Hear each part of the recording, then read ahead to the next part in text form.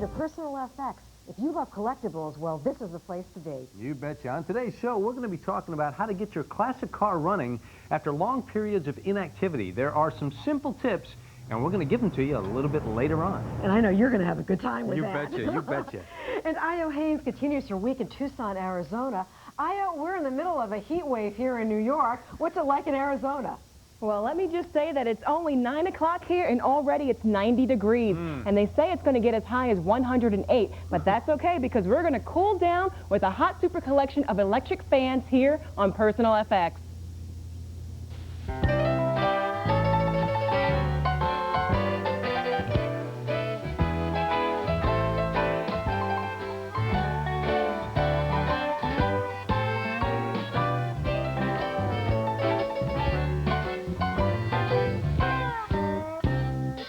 Hello, everybody. Welcome to today's Personal FX, the collectible show. I'd like you to meet a husband and wife team who've come by to have their items appraised. This is Edward. Hello, Edward. How are you, sir? Where are you from? Port Jefferson, Long Island. Glad you're here. And Thank you very Lorraine, much. how are you? Hi, John. What are you going to have appraised? The Dino dinosaur. Now, where did you get that? That belonged to one of my kids. Does it still Long time work? ago. Well, you know, the batteries, it doesn't make a good connection, so I don't know. So occasionally, maybe. It Yeah. works. Those are very. I think they're very rare, very collectible. I don't know. We'll find out. It was up in the attic for like 20 years. Well, you said it. We'll find out. Good luck. Okay. Glad you're here. Thank you. All right. Good to If be you'd here. like to be a guest in our FX apartment and have something appraised, real simple. Call us at 1-800-FX-FX-FX1 and we'll set it up. All right. Let's go out to Tucson, Arizona to visit with one cool lady. Io? I have come inside to the shade, and you know, our super collector, like everyone else in the Southwest, has an air conditioner, but unlike everyone else in the Southwest, he has 250 electric fans that he can plug in just in case that AC breaks. We are with Dwight Schnappum, Schnepp. Shanna. Shannon. Shannon. Ah, sorry, so sorry. But thank you very much for having us in your Thanks home. so much for coming to my house. You're welcome. How did this fascination with electric fans start? Well, it all started with this fan right here. This is a Westinghouse Tesla, made in 1898. Tesla was an engineer for the Westinghouse company who was instrumental in developing AC, alternating current, for people's households. And what drew you to this particular fan? Well, this was the first fan I ever bought. I actually bought it at the swap meet here in Tucson. I bought it for $50. And it's worth how much today? It's worth about $2,500. That is a good buy. That is a very good buy. Well, we are going to come back and stay cool in here and show you some electric fans from the early 1900s. You know, I was just looking at them. They have so much character, don't they, those old fans? They really do. And I think that's what drew Dwight. Yeah, all right. Well, we'll check them out a little bit later on. Thanks a lot. You're welcome. Okay, let's get right into those appraisals. Claire? We have Bob Connolly and Susie Anderson joining us. But, John, I was looking around the apartment. We have a few fans in the apartment. But on a hot day like today, we could use this guy's collection That's in right. the apartment, don't you think? Absolutely. Do you guys have fans at home that you collect? No central air. Central air? No antique fans or anything like No, that? just a big 3-speed window fan. We'll meet our first guest of the day, Lorianne. Good to have you with us. Thank you What for do you having collect? me. I collect dolls. I have some dolls. I have a Precious Moment collection, and today I brought something that belongs to my dad. Was it your dad's lunchbox when he was a child? I think he might have got it from his dad because it's from 1948 on it, so it's almost 50 years old. Well, so. let's appraise it. How lovely that it stayed in the family. Yes. Is this a family that collects things and keeps them? Oh yes, oh yes. My parents are avid collectors. That's really nice. Yeah. Well, what's interesting about this is it's not a lunchbox. Oh, it's not. It's a lunch pail. Let's And- talk about the difference. Well, when you have the handles, it's more like a pail or a bucket, where the other ones snap shut and you have a little handle to carry it. And this, of course, is Joe Palooka. It's copyrighted 1948. Actually wasn't produced until 1949. Made by the Continental Can Company, and it's a cross collectible. People who collect lunch boxes and lunch pails collect it. People who collect Joe Palooka items, who is very collectible, also look for it. Actually brings more money as a Joe Palooka collectible item. Right, I agree. And Bob's told you everything about it except the value. Okay. And in very good condition, which this one is, it retails for about $80 these days. Okay. I'll go up to 100. Wow. So Joe Palooka is collectible. Oh, quite very collectible. Okay, good thing to remember. Thank you very much. In that price range, now this has been in your family a long time, but you do have the option to put it up for sale if you like. I would be interested in selling it, yes. We'll let you know at the end of the program what the Okay. bid is. Thank you you. so much for being with Thank us. you. And this is going up for sale, so let's give you the bid number. It's 212-802-0082. And Lorraine is our next guest. Hi, Lorraine. Good to have you with us. Where are you from? I'm from Seabright, New Jersey. Is it hot there this morning? Very steamy. There was fog coming over the ocean. Oh, isn't that something? Now, you brought in an item that also looks very old. As far as I know, it's something from the early 1930s, and it was a premiums given away by Ovaltine, a radio premium. And I thought it was unusual because I have the original mailing box and the paperwork that came with it. And how did you get it? I understand from my mom that she sent away for them. And I found it in my grandfather's basement. What's unusual is that you do have the original mailing box with the original person that it was sent to and everything like that. That is very unusual. Because most people would have thrown it out. It would have been gone a long time ago. It is in pristine condition because it was never, ever used. And again, not only across Collectible because it is advertising, also because it's Little Orphan Annie. And as a kid, I remember the Ovaltine advertisements. I'm just surprised the child that it was offered for it never used it.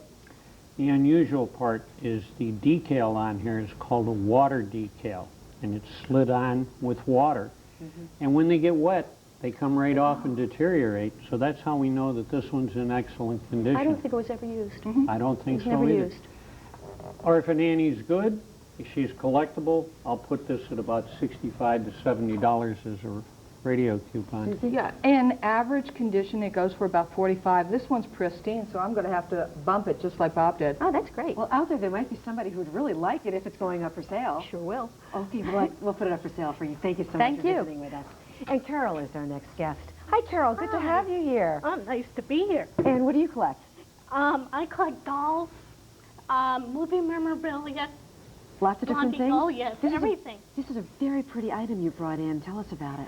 Well, it's a kind of shaped pot. My mother got it at a flea market about 25 years ago. It's very pretty. Can you pass it along? Sure. Is there a marking on it that we should know about? No, there isn't. Well, these were both made in the same color and the same decoration in Central Europe, Germany and Austria, and also in Japan. Now, this one is unmarked, and I identify it as being a Central European piece because the first time that it was fired, some of the paint was fired under the glaze. And then after it was glazed, they came back and highlighted it later with paint on top of the glaze. So you have both, which is characteristic of Middle Europe. The Japanese all tend to be either on top of the glaze or under the glaze. They didn't mix it. What a beautiful pot. I agree with you entirely. And another indication is the body of the clay itself. The Japanese wouldn't have been cleaned as well as, say, a German or an Austria or in that part of the world. I think you're absolutely on the money with the identification. And talking about money, because it's beautiful $100, looking at. $125, $130. In some places, it would go $150 to $175. In New York City, probably. Yeah. One of those places. It's very beautiful. I wouldn't blame you for keeping it, but if you'd like to put it up for sale, we'd be happy to do that for you. Sure. Good. Okay. Nice to have you here. Thank you. And John, Carol's telling me before the show, she's an avid watcher, and all your relatives are watching too? Yes, they are. Isn't that nice? Oh, the relatives are watching. The relatives, Oh, yes. hey, relatives. She did good, didn't she? She did good. Let's go out to Tucson, Arizona right now, where Gina's going to give us a preview of the next item to be appraised. Hi, Gina. What do you have? Hi, I'm going to have my ambrotype appraised coming up next on Personal FX.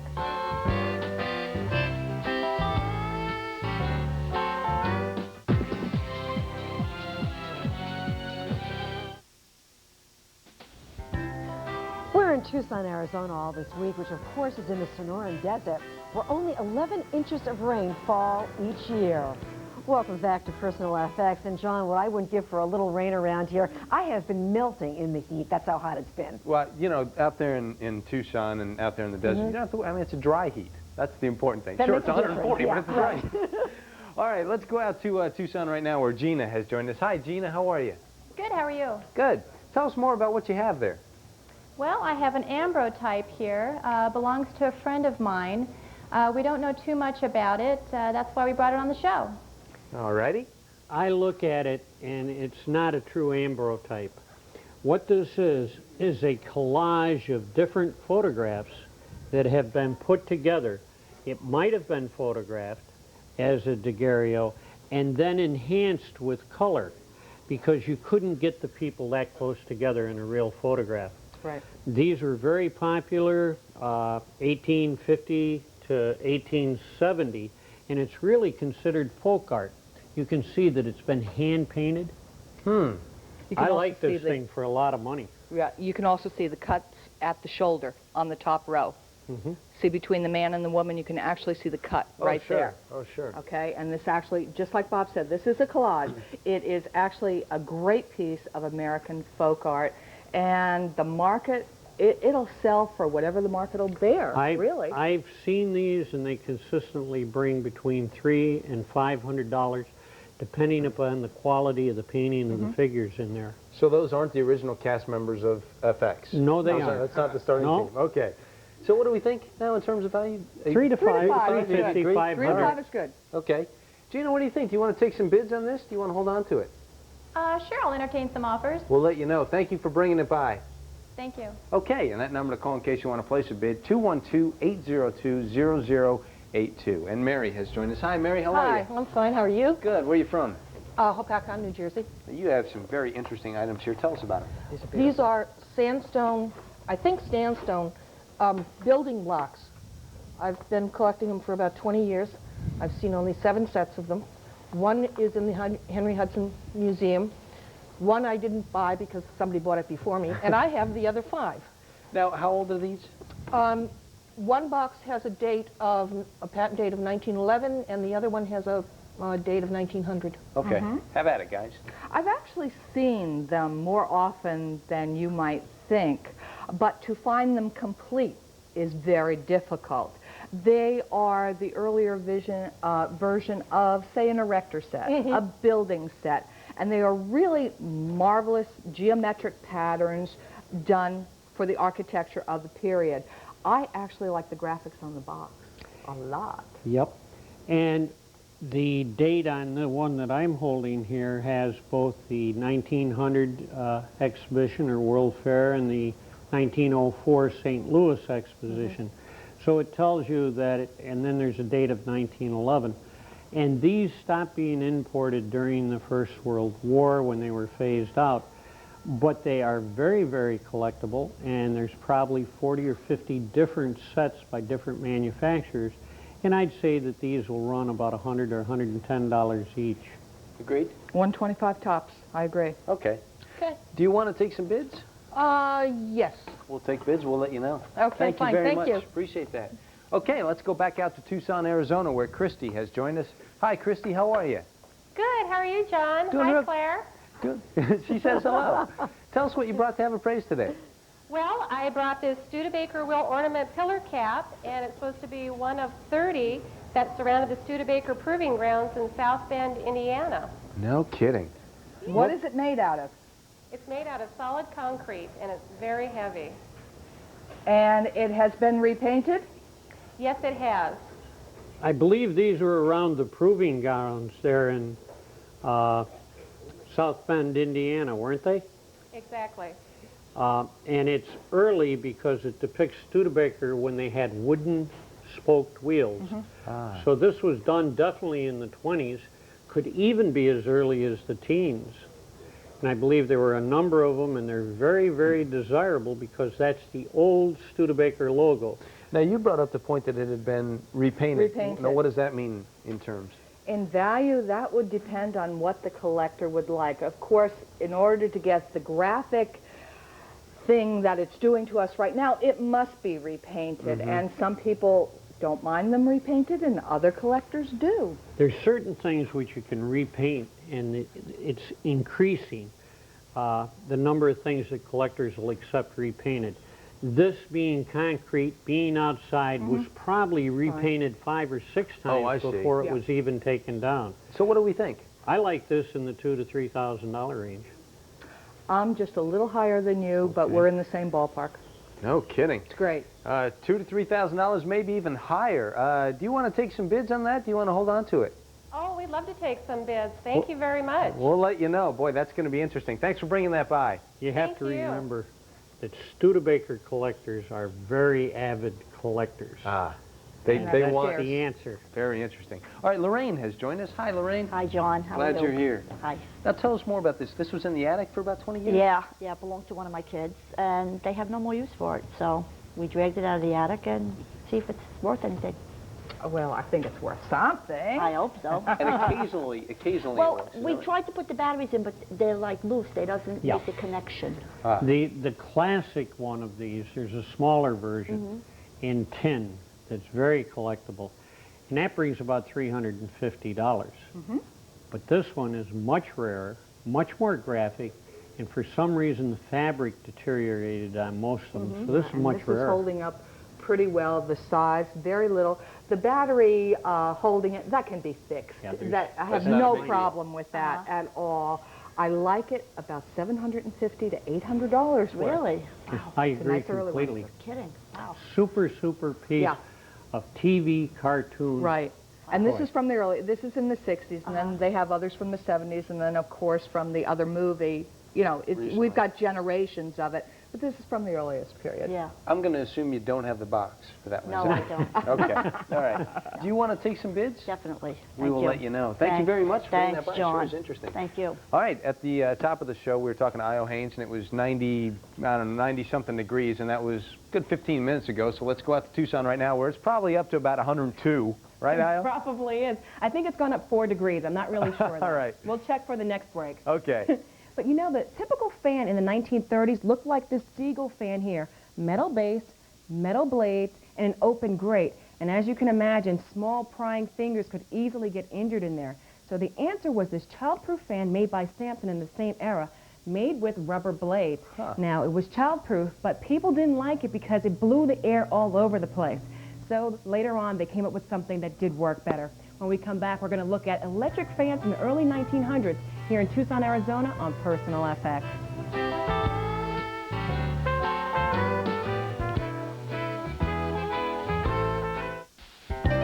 Okay, here's today's FX Collector Speak words of the day. This is kind of easy. Windmill blades. And those are triangular-shaped blades that resemble windmills. But they were commonly found on fans that predate World War II. I think we're going to see one of those a little bit later on. More than Probably a one. little windmill blade. Yeah. Okay. Welcome back. We've got an interesting assortment of items today. I'm really enjoying these. Yes. Starting with a tinned lunch pail, and it's a kit worth anywhere from about $80 to $100 in very good condition, the late 40s. It's a cross collectible.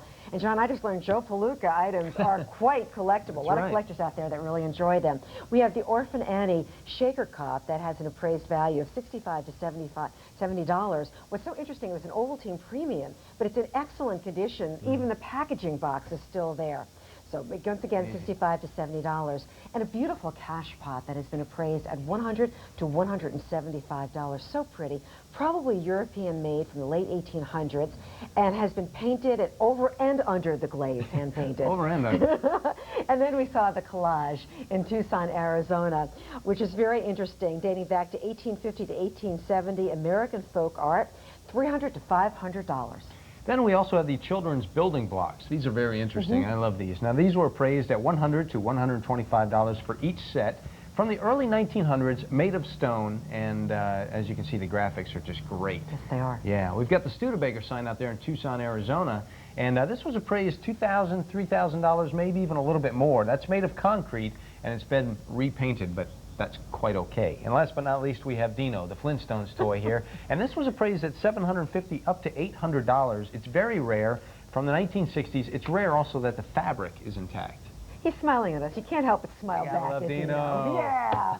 So if you'd like to bid on any or all of these items, here's what you do. You call us at 212-802-0082. And on a hot day like today, the more fans, the better, John. The better, that's right. Well, we're fans of Io Haynes, so let's go out there right now. Io, take it away. Thank you very much. We checked, it's 95 degrees right now, and it's what, 9:30? Yikes. But we were back with Dwight Shanup, and he says that collecting is like something that you can't do without. Well, absolutely. I particularly like to collect the old fans with brass blades and the heavy cast iron bases. I think the black and brass just look gorgeous together. That's your criteria for adding a new piece into the collection. Yes. Okay, so what's special about this particular fan? Well, this is a very early fan. This is about 1903. It's made by the General Electric Company. It's called a pancake fan because the motor on the back is very thin. Oh, okay. It's a very early fan, and it has the windmill type blades on it, very characteristic of turn-of-the-century fans. Now, did this fan look like this when you got it? No, it was quite dingy when I got it. Oh, really? Did it look something like this one over here? Looked very much like that Vane fan right there. Do you enjoy restoring them? I love to. Really? I love to find them in this condition. I get the best price when I get them in this condition, and then I turn them into something like this. This is just fantastic. What's so special about these? Well, these are called Vane fans, and they're very early, about 1911. Okay, I'm going to turn it on while you talk. This one's been totally restored here, and what makes it operate is the vane in the front. The wind hits those pieces, and it bounces off these bumpers down below.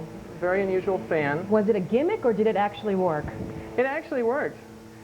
These fans were short-lived. They were experimental models with oscillating these type fans. Right. So they just moved on to better oscillators.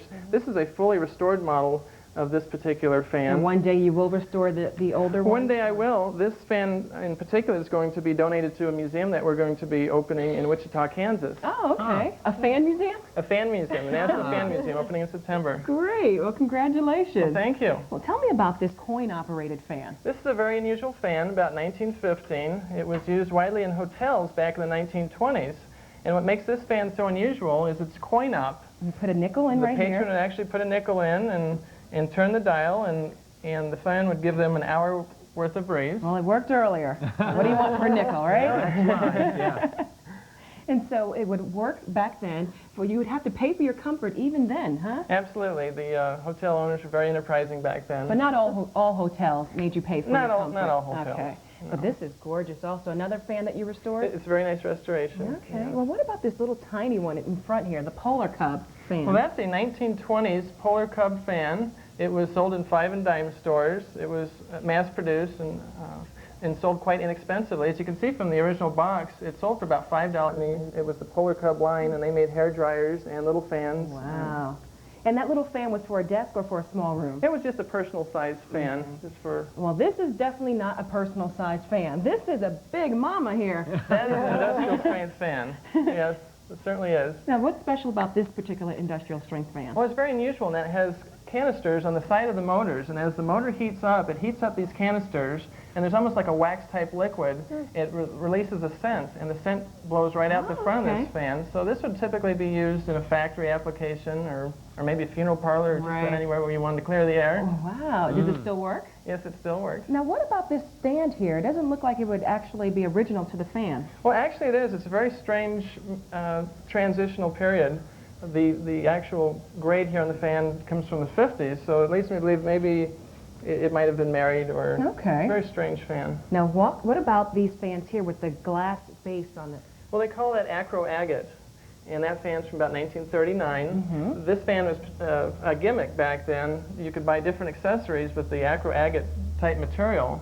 And not many of these survived because the base was glass. Right, and you had the clock. Had the clock. Even a hairdryer would come with a glass handle. So they've used the glass in very strange... Why do you say it was a gimmick? Well, it was a gimmick to make you buy other pieces of the set. Okay, that would be a gimmick. So it must have been really affordable. It was very affordable. Okay. Yeah. Well, thank you very much for letting us cool down for at least an hour in your home. Well, thank you so much for coming. Dwight? You're welcome. Excuse me, are those fans with the agate still affordable, or are they gone up in value a lot? Well, they've gone up in value. A fan like this would run about $150. And Wow. sold for about how much back then? Oh, just a few dollars back in the 5 and dime stores. Okay. We just learned a lot. Thank you both very much. Really appreciate that. You're welcome. Well, I just learned years ago you went to a hotel, you had to put a nickel in order to get the fan to work. Yeah, isn't that cool? All right. Stay with us, folks. When Personal FX returns, we've got more appraisals coming your way. And we're going to be talking about how to get your car running after long periods of inactivity. Stay with us.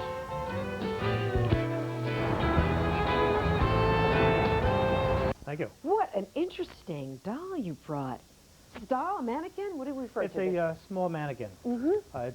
It's made by the Darling Minnikin Company, And I believe it's from the Vogues of 1938, which is a movie about 60 years ago. Where'd you get something like this? I bought it at a doll show about 10 years ago for $85. What differentiates it from a doll is that the arms are completely detachable, just like if you go into the store, you know how they dress a doll? Well, these pull out, so they are removable, so that definitely makes it a mannequin. And you can see the trademark right down there. Bob got the job of undressing her. And this is the outfit that she came with? Yes, yes. They were used for various purposes other than the ones you were told. In the 1930s, it was very common to go into, say, a drugstore that sold trusses, etc., to see a model like this dressed in what you could buy. Same with dress service or anything that you needed a model for. The one I remember the most often is in a bridal shop. And they would actually have different dresses that were made for this mannequin. Now, a mannequin is somewhat different than a doll, although the large German dolls at the turn of the century often were mannequins, the 36-inch ones. They are collectible, but when you get into these, it's just a little bit out of the mainstream of doll collecting. Are you saying mannequins aren't quite as collectible as dolls? There isn't the popularity. They're collected as sort of an offshoot, but this one here still is worth $150, $200. Okay. So you certainly got a good buy. Do you collect dolls? Yes, I do. And mannequins? Would you like to put this one up for sale? Yes. We will do that for you. Thank you so much. Sit back, relax. Okay. Our number is 212-802-0082. And now we're going to play musical chairs. Edward is going to join us next. Hi, Edward. Come on in. Hi. Hi. Good morning, Thanks for having you with us. Is that a strong box of sorts? Yeah. Now it's a What have you G.I. got? Joe carrying case that my son had when he was a young fella. Oh. He outgrew it. Did you ever have G.I. Joe? No, not me. No, we didn't play with dolls. We played with baseball bats and stickball bats. Well, this one here, of course, is a member of the A-Team, which came out in the 1970s. So we're well into 6 years into the production of G.I. Joes. They are collectible. They are not as desirable as the earlier ones, but very desirable. Condition on this flocked hair is poor. That one is much better. He's got a little bald spot Right, back there? he's losing it. Okay, a little bit bald Well, spot. actually, he was just grazed with a bullet. Okay. Okay. He was used well. Clothes are great, and it has some of the hats that are hard to find. So you say the dolls are worth in the neighborhood of $85 to $100 a piece, and probably another $75 in the accessories. So we'll say I'll say between $275 and maybe $300 for everything. And Yeah, I was Susie? at 3. Okay, so we have pretty much agreement here in that $300 range. Sounds like you might want to put it up for sale? Certainly. I appreciate it. We'll be happy to do that. Thank you Okay. very much. Thank you. And next we're going to go back out to Tucson where Norma is joining us. Hi, Norma. Welcome to the program. Thank you. That's a very beautiful, colorful vase in front of you. Tell us about it. Thank you. It belonged to my grandmother, and it's signed on the side. It says P. Donini, and it has several marks on the bottom. It says Genoa, Italy, and it has a number on it that's painted and one that's impressed. Very nice. Let's see what our appraisers have to say. I just like it as a very interesting porcelain vase of 1910. I think you're absolutely correct. It is very normal for us to see this in the industry. We sell them just about every week in the shops for about $125. Really? It's like the generic decorating piece. And as you see the roses on it and the very small mouth at the top, and you'd put long stem roses in it, and you had roses on the vase, and you had the long stem roses in it, all arranged and very nice, what you would expect to find in a 1910 living room. And it's remained in good condition up until now in terms of the paint and the colors. Oh yes, these were normally Well, there's a fired glaze over that hand painting to protect it, so that's why it's in good shape. It is very gorgeous. It really is so pretty. But again, it depends on what region, because I know like in New York sometimes you see things for a lot more expensive than you'd see in a different part of the country. Well, if the same shape and form were in RS Prussia, it would be like $800, $900. 1100 maybe, Yeah. and it's the manufacturer a lot of times. Norma, in the price range they're talking about, were you interested in putting it up for sale? Certainly. Okay, we'll be happy to do that for you. Thank you so much for being with us today. Thank you. And in that heat, be outside. And speaking of the heat, John is outside right now, but he loves classic cars. So I know, John, you are a happy man. Oh, I'm a happy man at the moment. And this is Mike O'Brien. He is from Auto Time Was. Thank you so much for stopping in today, Mike. Well, thank you for having me.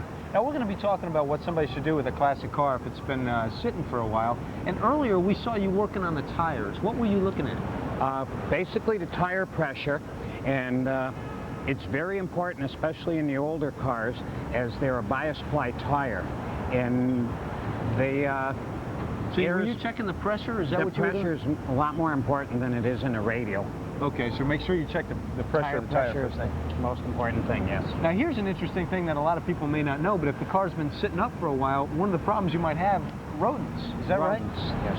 Now what they like to do is eat on the inside of the car, is that right? Yes. They'll eat in the upholstery, in the headliner, carpets, and they make a stinky mess. And also sometimes they'll eat into the electrical wiring, and it's one of the reasons you should leave the battery disconnected. So all the rodents like to munch on all that stuff. How do you keep them from doing that? One of the best things we found is cloves. Cloves and mothballs are a deterrent. Very interesting. Now let's head over to the engine because there's a lot of things that we should check here. And of course, and again, what kind of car is this? Mike? This is a 63 Chevrolet. 63 Chevrolet. And what size engine here? 283 V8. Now the thing that we should always do is check the fluids in the engine. Is that right? That'd be the most important. I guess the most important would be the oil. And we'd check that. The radiator for antifreeze. Brake fluid, of course. Brake fluid is very important. So basically, if you're going to do it, set everything out like we have displayed here, and just start checking those fluids first thing. Is that right? Correct.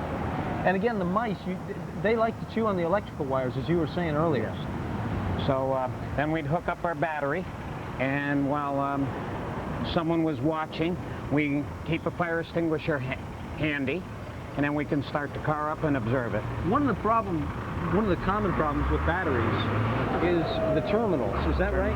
Terminals, yes. What happens over a period of time? They build up corrosion, and we should try to keep them clean, and once you get them clean, you should put a little bit of grease on them. You can use sandpaper, a knife to scrape it, sometimes even putting the end of the battery cable in a cup of common soda. Oh, is that right? We'll clean it up. Now, you mentioned a fire extinguisher. Before you start the car up, you should always have handy a fire extinguisher. And why is that? You can get a fire, and it'll save you a lot of heartache. A lot of times there's carburetor problems, is that right? Carburetor problems, yes. The mice can even get in there and damage the linkage. And when the gasoline sits for a long time, it dissolves rubber products in the gasoline hoses and things like that. So. All right, well, I've got the fire extinguisher all set here, so I'll tell you what, we'll get our producer, Dan Golden. Dan, if you'll go ahead and turn this thing on. Now, you've got it started. It's been sitting for a while. Should you run it for a long time, or what do you do? Yes. It's usually best to run it for about 10 minutes or so with the hood open, and you can observe, and if everything's fine, it's best to take it for a good ride and get some of the stale gas out and fill up, and then you're ready to enjoy the car for the season, I believe. So gas can get stale? Oh, gas gets very stale. You know, these are simple tips, but they really matter. And Mike, I want to thank you so much for stopping by today. We really learned a lot. Well, thank you. Thank you very much. And of course, folks, if you have a car like this, one last tip that you should know is if you've got the fuzzy dice, make sure they're all vacuumed and well perfumed. That's the last tip I think you should know. All right, we're going to get a preview now of the next item to be appraised on today's show, and that belongs to Jeremy out in Tucson, Arizona. So Jeremy, tell us what you got. I'm going to have my Jacqueline Kennedy doll appraised next here on Personal FX.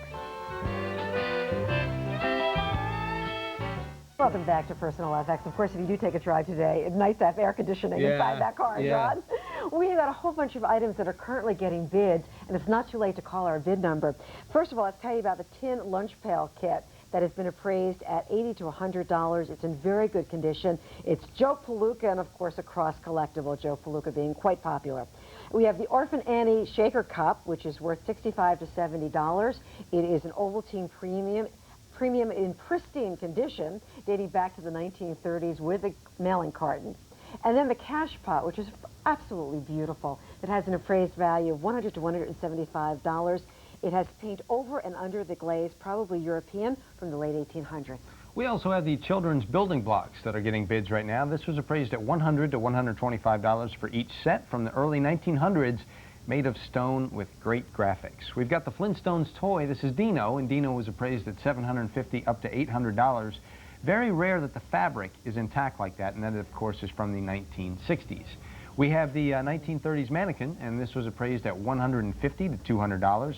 And hey, the arms are detachable too, which is great. That makes it a mannequin. And then the G.I. Joe doll and accessories. In this case, G.I. Joe is missing a little bit of hair. He has a few bald spots, John. But with the accessories, worth $275 to $300. Janori Vase is next, and that was appraised in the $125 range, and that is from 1910. And those are, well, they're relatively common. So if you'd like to join the bidding process, here's what you do. You call us at 212-802-0082. All right, let's go out to Tucson, Arizona to visit with Jeremy. And Jeremy, I wanted to ask you something. You didn't call the 1-800 number to get on the show, did you? You got on in the unusual way. What happened? Well, I had called for a week and no one returned any calls. And yesterday, Io and Tina were going through a store that my mom works at, and my mom sort of stopped him and convinced him to let me get on the show today. Ah, so if anybody needs to get on the show and you see Io on the street, just stop her. That's really the way to do it. Jeremy, tell us about your item there. Well, it's a Madame Alexander Jacqueline Kennedy doll. She's wearing a replica of the dress that she wore to the inaugural ball. She has all of her accessories. She's marked on the back of the neck, 1961, Madame Alexander. Oh, yeah. And I'd like to know how much it's worth. All right, let's see what the appraisers think. Well, there's a problem here, because the doll is called a Jacqueline doll, and everybody adds the word Kennedy. Now, this doll was issued as a Jacqueline doll with everybody adding automatically the word Kennedy after it. And it's 19-inch, and it came out right after the inauguration. A very popular doll and brings a lot of money. What do you think, Susie? The Jacqueline Kennedy doll was issued in 3 sets of clothes, 1 a suit, 1 a riding habit, and 1 the inaugural gown. And the inaugural gown goes for $750. The Jacqueline doll sells for $125. I think it's just the opposite. I think the Jacqueline doll brings about $750 in the First Lady series, which came out in the late 80s. Was later. Right, the late 80s only brings The about one we're looking at right now is $750. Okay, that's and what it's we're a getting. Jacqueline doll, not Jacqueline Kennedy. Gotcha. But gotcha. it's inferred. Jeremy, what do you think? Do you want to take bids on that? You want to hold on to it? I think I'd like to hold on to it. All right. Thanks for bringing it by. We appreciate it. Thank you. Very Lovely interesting. doll, Yeah, very really. nice. Yes. Let's turn to our mailbag. We have some letters to tell you about. Ralph wrote us from Anderson, Indiana, and Ralph writes, enclosed are photos of a tin car which belonged to my father. The car is 10.5 inches long, 4.5 inches wide, and 5 inches high. It has a wind-up motor that still works. The bottom is stamped Germany, and it was purchased from Rothschild's company. I'd appreciate hearing about what it is worth, and would consider bids. It's in great shape. And it's the Cadillac of German wind-up car toys. Very desirable, very collectible. I cannot believe the shape of this one. Without the original box, it's $2,800 to $3,500. Really? That much? Yes. This is 10-inch. You have to think about it. Pre-World War I, made by a great maker, highly desirable. Very few of them survived. I agree with Bob. I'm just a little low. I'm 1,800 to 22 on it. Okay, and Ralph is taking bids on that. Ralph, thank you so much for your letter. All right. Jan from Lake Forest, California wrote in, and Jan says enclosed are some photographs of 2 porcelain figures that I have had for some time. Now, they stand 7 inches high and are marked Amphora underneath, and there are some small chips around the bonnets. I would appreciate any information you could give me about their value. Bohemian, late 1800s to the early 1920s, somewhere in there. Very collectible. Chips on something like this, it affects it just slightly, not a lot, because these are hard to find. And they came in many, many sizes. I had one of these in a 2-foot size that brought $2,200. These are a little bit less. Amphoria is one of those really catchy names that a lot of people like. I look at this, and even with the chips, I like them in $150 each. I was $175 to $200 on them. Great. There you go, Jan. Thanks for writing in. Appreciate that. And next on the line is Betty from Anniston, Alabama. Hi, Betty. Welcome to the program. Hello, Claire and John. Thank you. Good to have you with us today. You wrote us about some old comic books, so please tell the audience about them. Well, it's a Marvel comic super special of the music group Kiss. It was written and produced for Marvel by Steve Gerber, and it is a Volume 1, Number 1 from 1977. It has 40 pages of full-color comics, history of the band. It lists all their singles and also their albums. Well, let's hear from Susie and Bob. This is interesting. They were kind of like the superheroes of rock and roll. I mean, they kind of took on their whole feeling. But its value is not that of a comic book. Why not? Comic book collectors are not interested in it because it isn't a superhero. It isn't one of the typical things that you pick up and look for in a comic. It would go as a higher value to a Kiss collector than it would to a comic book collector. In, for example, good, better, best, depending on condition. In poor condition, it's worth about $8. Medium condition, $26. High condition, beautiful, pristine, maybe $58 tops. But to a Kiss collector, it could go higher. How much higher do you think? Well, you get an avid one. Yeah. You could get $100 in the right place from a Kiss collector. Right. Back during when they were in. At the height of their career, a friend of mine appraised their guitars, and that's bizarre for stuff. Thousands. Oh. Okay, but in terms of the comic books, it could go up to 100, possibly And to a the collector. Kiss collectors are like Studebaker collectors or Joe Pluga, very intense collectors. Betty, do you want to see what a collector would like to bid on this? Sure, that would be great. Okay, we'll do that. Thank you so much for being on the line today. We appreciate it. All right, say you can't make it. Bids? Yes. Let's go back out to Tucson. We want to let Norma know for your very lovely vase. Trevor from Farmington, New Mexico would like it for $200. Oh, I'll certainly think about that. Please do. Right. And Lorianne for your lunch pail kit. Kathleen from Little Ferry, New Jersey is offering $150. Wow. Yes? Yes. Okay. Lorraine for your Annie cup. Ruth from Laguna Miguel in California is offering $202. Wow. Yes. You like that one? Wow. Yes, sold. And Carol for your cash pot. Daniel from Los Angeles has offered $200. Sold. Mary with the building blocks. Carolyn from Prairiesville, Louisiana called in with an offer of $300 for the 2 sets. I'll think about it. All righty. Lorraine with the Flintstones toy. David from Cortland, New York called in with an offer of $345. I'll think about it. All right. George with the mannequin. Mallory from Jamestown, California called in with an offer of $350. I'll think about it. All righty. And Edward with the G.I. Joe dolls and accessories. Pat from Owasso, Michigan called in with an offer of $320 for all of them. Sold. I like that. All right, that's a good way to end it. Let's go say goodbye to Io Haynes. Io, nice job today. Thank you. It's now 110 degrees in the sun. We did it. But we want to thank Dwight Shannon for showing us his electric fans and helping us cool down today. Tomorrow we're going to shake it up with 1,200 salt and pepper shakers. All righty. We'll see you then. Thanks, Io. Thank you so much. We also want to thank our cool appraisers, Susie Anderson, Bob Connolly. Thank you so much for being with us today. We appreciate all of you being in the apartment. And to all of you at home, make the most of your day. We'll see you back here tomorrow. So long, everybody.